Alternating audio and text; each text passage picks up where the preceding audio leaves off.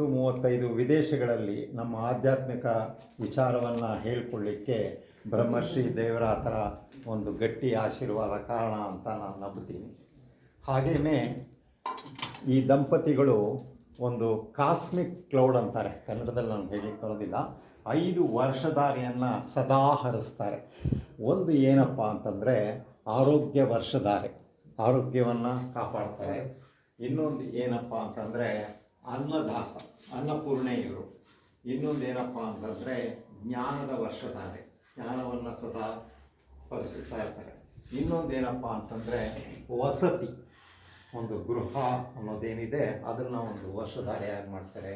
ಕೊನೆಯದಾಗಿ ಏನಪ್ಪ ಅಂತಂತಂದರೆ ನೀವು ದಿನನಿತ್ಯ ಬೆಳಗ್ಗೆ 10 ಗಂಟೆ ಮತ್ತು ಸಾಯಂಕಾಲ 8:30 ಆದರೆ ಸಾಕು, ನೀವೆಲ್ಲ ನಿಮ್ಮ ಸಾಮೂಹಿಕ ಚೇತನವನ್ನು ಒಂದು ಆಧ್ಯಾತ್ಮಿಕ ಕಡೆ ಕರ್ಕೊಂಡು ಹೋಗ್ತಾರಲ್ಲ, ಅದಕ್ಕೆ ನಾನು ಆ ದಂಪತಿಗಳನ್ನ ಅಭಿನಂದಿಸುತ್ತಾ, ಅದಕ್ಕೆ ಅವರು ಮೋಡದ ಬಗ್ಗೆ ಹೇಳಿದ್ರು, ಅದಕ್ಕೆ ನಾನು ಕಾಸ್ಮಿಕ್ ಕ್ಲೌಡ್ ಅಂತ ಕರಿತೀನಿ. ನಾನು ಅವ್ರನ್ನ ಸದಾ ಕಾಸ್ಮಿಕ್ ಕ್ಲೌಡ್ ಆಗಿರಲಿ ಅಂತ ಹರಿಸ್ತಾ ನಾನು ಈ ಪದಗುಚ್ಛವನ್ನು ನಾನು ಸಮರ್ಪಣೆ ಮಾಡ್ತೀನಿ.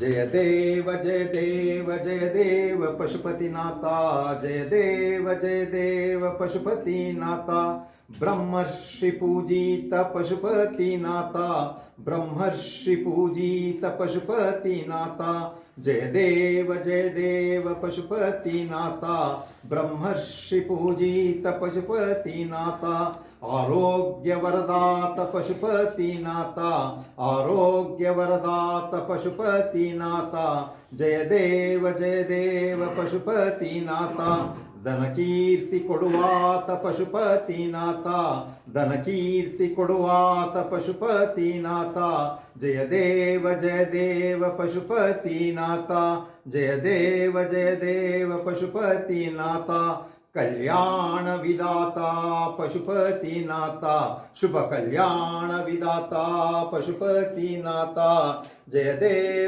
ದೇವ ಪಶುಪತಿನಾಥ, ಸಂತಾನ ವರದಾತ ಪಶುಪತಿನಾಥ, ಸಂತಾನ ವರದಾತ ಪಶುಪತಿನಾಥ, ಜಯ ದೇವ ಪಶುಪತಿನಾಥ, ಸುಖ ದುಃಖ ಮುದಿತಾ ಪಶುಪತಿನಾಥ, ಸುಖ ದುಃಖ ಮುದಿತಾ ಪಶುಪತಿನಾಥ, ಜಯ ದೇವ ಪಶುಪತಿನಾಥ, ಜಯ ದೇವ ಪಶುಪತಿನಾಥ, ನಗು ನಗುತ್ತಾ ನೀನೆಮ್ಮ ಹರಸಮ್ಮ ಸತತ, ನಗು ನಗುತ್ತಾ ಸದಾ ಹರಸಮ್ಮ ಸತತ, ಸಸ್ಯ ಸಂಜೀವಿನಿಯ ಅಖಂಡ ಜೀವಿತ, ಸಸ್ಯ ಸಂಜೀವಿನಿಯ ಅಖಂಡ ಜೀವಿತ,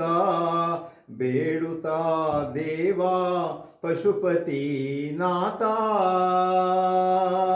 ಜಯ ದೇವ ಪಶುಪತಿನಾಥ, ಬ್ರಹ್ಮರ್ಷಿ ಪೂಜಿತ ಪಶುಪತಿನಾಥ, ಜಯ ದೇವ ಪಶುಪತಿನಾಥ, ಬ್ರಹ್ಮರ್ಷಿ ಪೂಜಿತ ಪಶುಪತಿನಾಥ. ನಿನ್ನೆ ಮಧ್ಯಾಹ್ನ ಸುಮ್ಮನೆ ಕೂತಿದ್ದೆ, ಪಶುಪತಿ ಮಾತಾ ಮಂದಿರ ನೋಡಿದೆ. ನಾನು ಒಬ್ಬರಿಗೆ ಹೇಳಿದೆ, ಇಲ್ಲಿ ಒಂದು ಪೆನ್ನು ಪೇಪರು ತಗೊಂಡು ಬನ್ನಿ ಅಂತ. ಆ ಪದಗುಚ್ಛ ಹೇಗೆ ಬರುತ್ತೋ ಹಾಗೆ ಬರೆದೆ ನಾನು. ತುಂಬ ಅದ್ಭುತವಾಗಿ ಬಂದಿದೆ. ಹರ ನಮ ಪಾರ್ವತಿ ಪತೇ ಮಹಾದೇವ. ಇದನ್ನ ಒಂದು